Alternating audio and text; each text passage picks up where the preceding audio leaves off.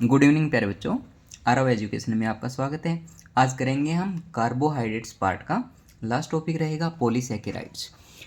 Polysaccharides are those carbohydrate which contain large number of monosaccharides unit present होते हैं बच्चों इनके अंदर। एग्जाम्पल हो जाएंगे हमारे स्टार्च और सेलुलोज। ठीक है, ऐसे कार्बोहाइड्रेट जो large number of monosaccharide unit से मिलकर बने हुए होते हैं वो पॉलीसैकेराइड्स कहलाते हैं। ठीक है, तो अब हम कुछ इंपॉर्टेंट पॉइंट डिस्कस करते हैं बच्चों पॉलीसैकेराइड्स के लिए। तो नंबर 1 पॉइंट होगा बच्चों, दे आर टेस्टलेस, इनका कोई टेस्ट नहीं होगा। And insoluble in water, water में ये इनसोल्यूबल रहेंगे बच्चों।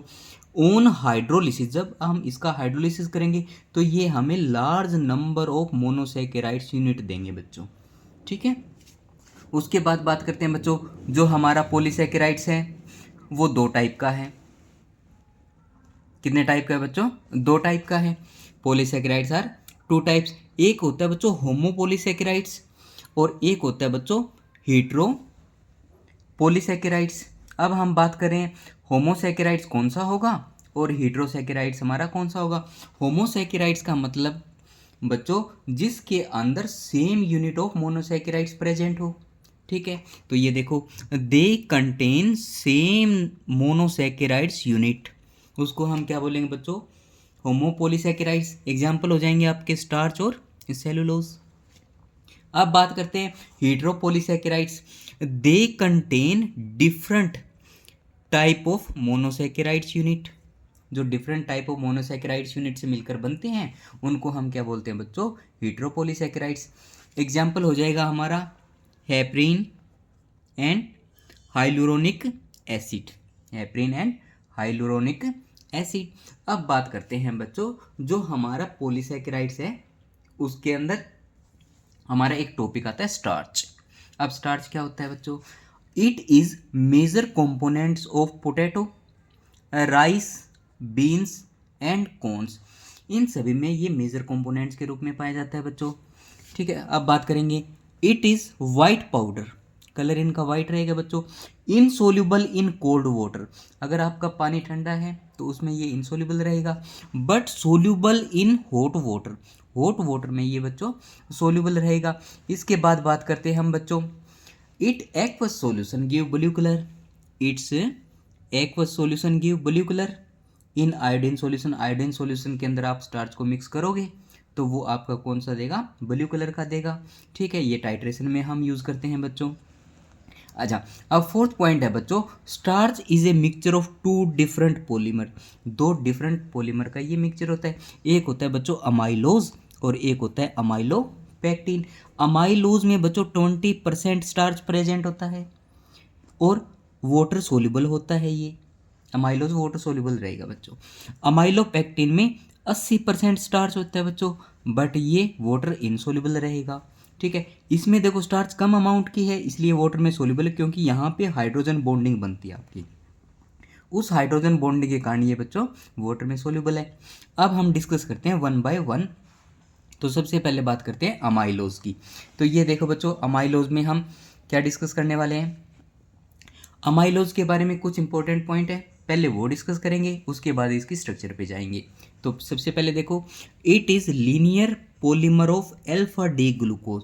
ये लीनियर पॉलीमर होगा बच्चों और अल्फा डी ग्लूकोज इसके अंदर यूनिट प्रेजेंट होगी। ठीक है, आप देखो जो डी ग्लूकोज यूनिट आपकी, डी ग्लूकोज यूनिट और अल्फा डी ग्लूकोज यूनिट एक ही होती है बच्चों, are joined by alpha 1,4 glycosidic linkage. मतलब जो आपके फर्स्ट ग्लूकोज यूनिट है उसका फर्स्ट कार्बन और जो नेक्स्ट ग्लूकोज यूनिट है उसका फोर्थ कार्बन है, वो दोनों क्या होंगे? ऑक्सीजन के हेल्प से ऐड हो जाएंगे और वहाँ पे जो बॉन्ड बनेगा उसको बोलते हैं हम बच्चों ग्लाइकोसाइडिक लिंकेज बोल दो या ग्लाइकोसाइडिक बॉन्ड बोल दो।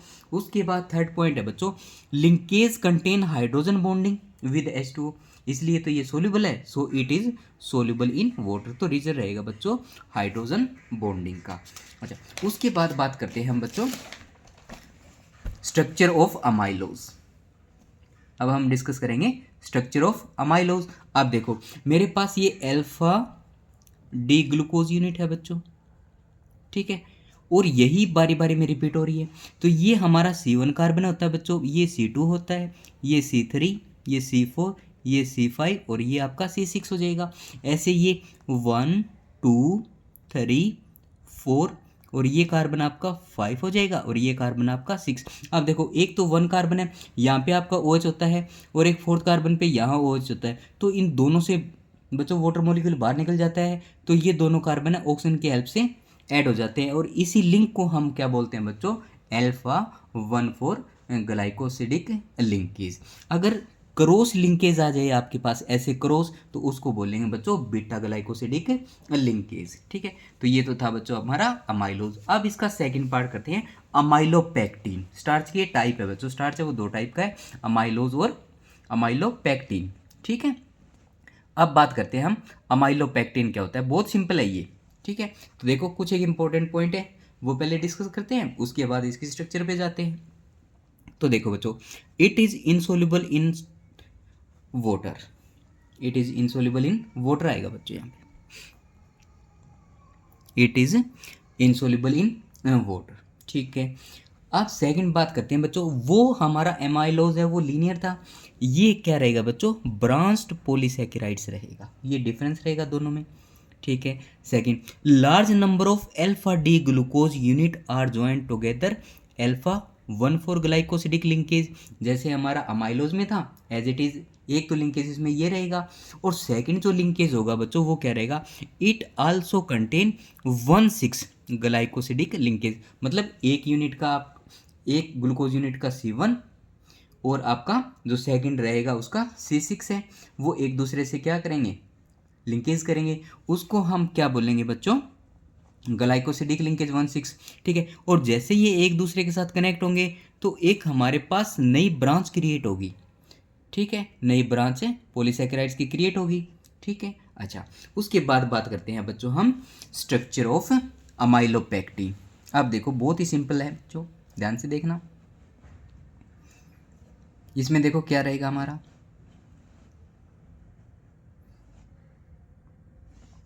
ये देखो बच्चों, ये हमारी अल्फा डी ग्लूकोज यूनिट है, तो ये आपको पता है जो ये लिंकेज है ये कौन सा है, अल्फा 1,4 ग्लाइकोसिडिक लिंकेज हो गया, क्योंकि ये 4 नंबर कार्बन है और ये आपका 1 नंबर कार्बन है। अब देखो एक ये 1 नंबर कार्बन है और ये आपका कौन सा है, 6 नंबर कार्बन है, तो 1 और 6 के बीच में भी एक बॉन्ड बन गया, इसको बोलेंगे हम 1,6 ग्लिकोसाइडिक लिंकेज बच्चों। ठीक है, तो यहाँ पे देखो एक तो लीनियर चेन ये हो गई और एक लीनियर चेन आपकी ये हो गई, अब दोनों के बीच में क्या हो गया, कनेक्शन हो गया, यानी दोनों के बीच में एक ब्रिज आ गया। ठीक है, तो ये ऐसे होता है तो ब्रांच बनती है अपनी। ठीक है, तो यहाँ पे जो ये लिंकेज आपको पहले बताया था अल्फा 1,4 ग्लाइकोसिडिक लिंकेज हो गया, अगर क्रॉस आपका तो ये हो जाएगा 1 और 6, सिर्फ कार्बन को देखना है, कार्बन फर्स्ट कार्बन है वो किससे कनेक्ट है, वही इसमें ग्लिकोसाइडिक लिंकेज हो जाएगा बच्चों। अब यही स्ट्रक्चर है बच्चों अमाइलोपेक्टिन की। तो ये तो छोटा सा टॉपिक था बच्चों हमारा स्टार्च के बारे में, स्टार्च क्या होता है, उसकी टाइप कितनी है, अमाइलोज क्या होता है और अमाइलोपेक्टिन क्या होता है। तो इस वीडियो को देखने के लिए ठीक है चैनल को जरूर सब्सक्राइब करें बच्चों। आई होप ये वीडियो आपको पसंद आई है। Thank you so much.